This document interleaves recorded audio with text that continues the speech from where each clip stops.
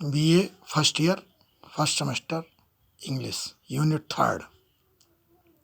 Definition of imagery, कल्पना की परिभाषा। Imagery is a literary device.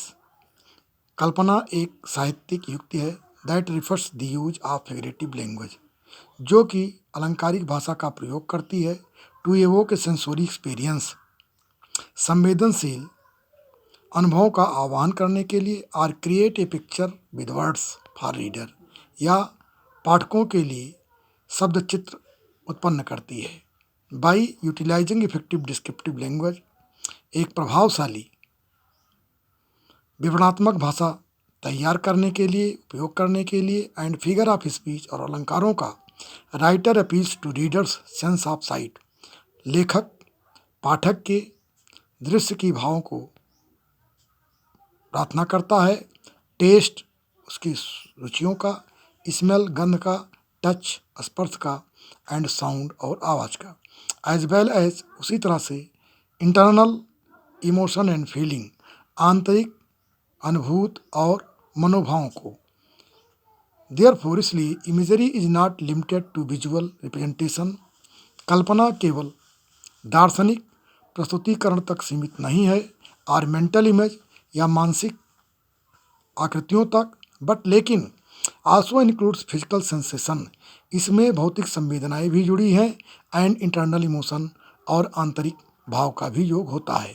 For example, उदाहरण के तौर पर, in the novel Scarlet Letter, उपन्यास स्कारलेट लेटर में नैथियाल हॉथवर्न यूटिलाइज इमेजरी, उन्होंने कल्पना का प्रयोग किया है, आई लिटरेरी डिवाइस, एक साहित्यिक युक्ति के बारे में, to create a sensation for reader, जिससे कि वो पाठकों के प्रति संवेदना पैदा करें, आज means of understanding the love, या उस प्यार को समझने का साधन, फेल्ट बाई प्रोटोगनिस्ट, जिसको कि नायक के द्वारा महसूस किया गया है, हेस्टर पायरेनी के द्वारा।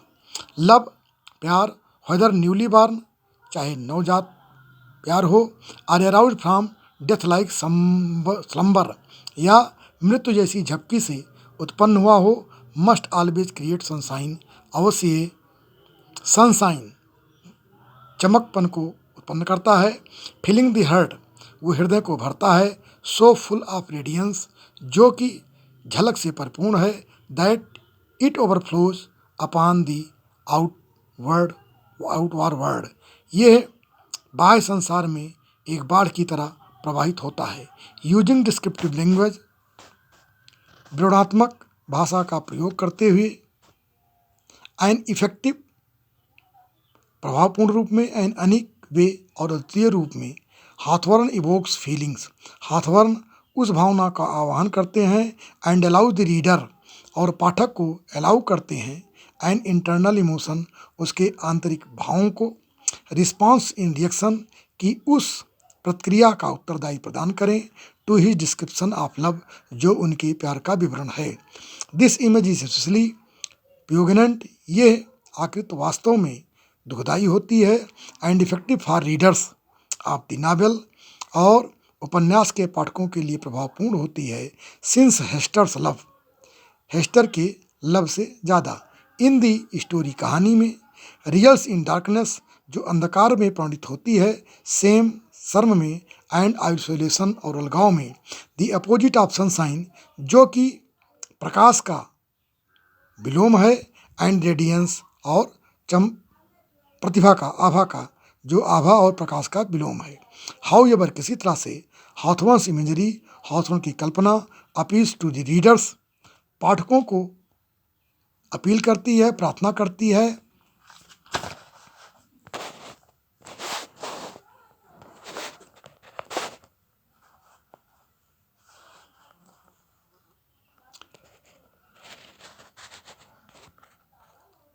अंडरस्टैंडिंग ऑफ लव, प्यार को समझने में, एंड सब्सिक्वेंट इम्पैथी, और उसके परिणाम स्वरूप सहानुभूति को, फॉर हेस्टर्स इमोशन, क्योंकि हेस्टर के आवेग, एंड एक्शन और कार्य, डिस्पाइट हर ट्रांसग्रेशन, उसके उल्लंघन के बावजूद, आप सोशल नॉर्म्स, जो सामाजिक नियमों का उल्लंघन करती हैं, मॉरल्स एंड लॉज, नियमों का और नैतिकता का, उनकी भावनाएं वास्तव में सामाजिक नियमों का उल्लंघन करती हैं।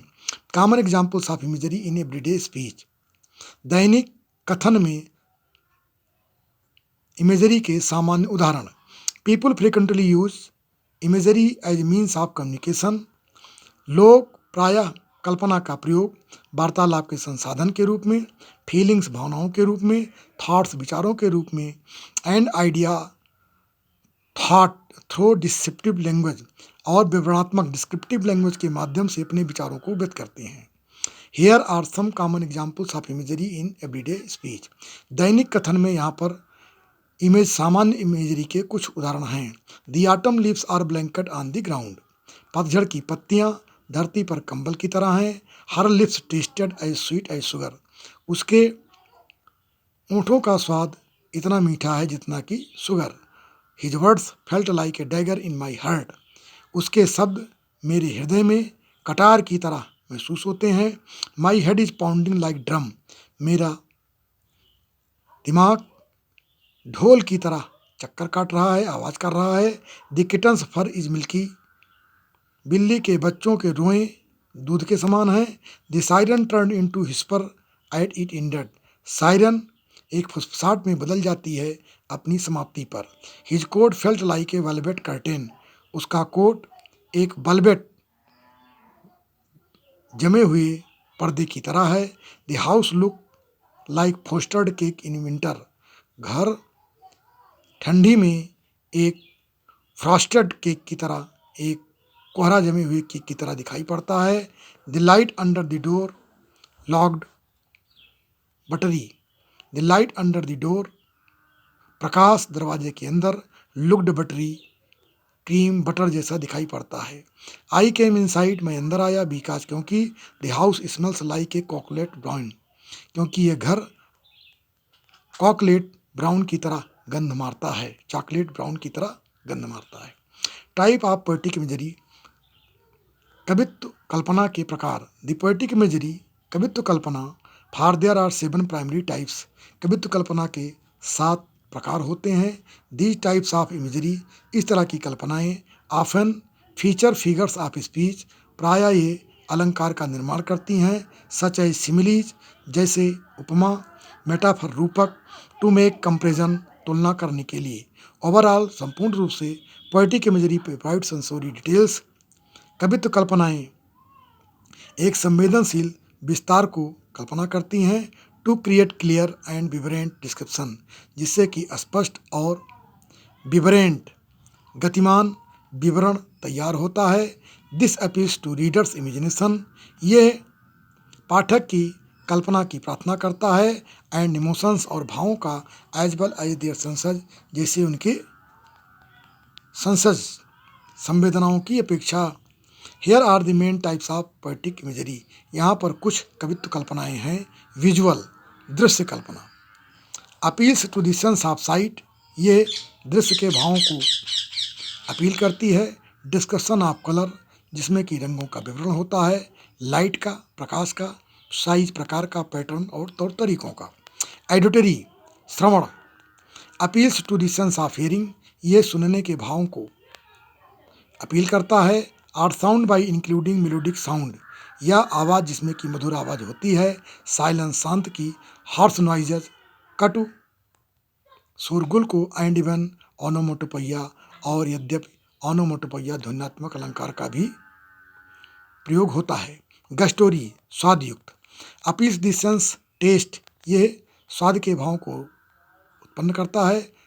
थ्रो डिस्क्राइबिंग, व्यक्त करती हुई, वेदर समथिंग इज स्वीट, कि कुछ चीज़ मीठी है। साल्टी, नमकीन है। सेवोरी, स्पाइसी, मसालेदार है।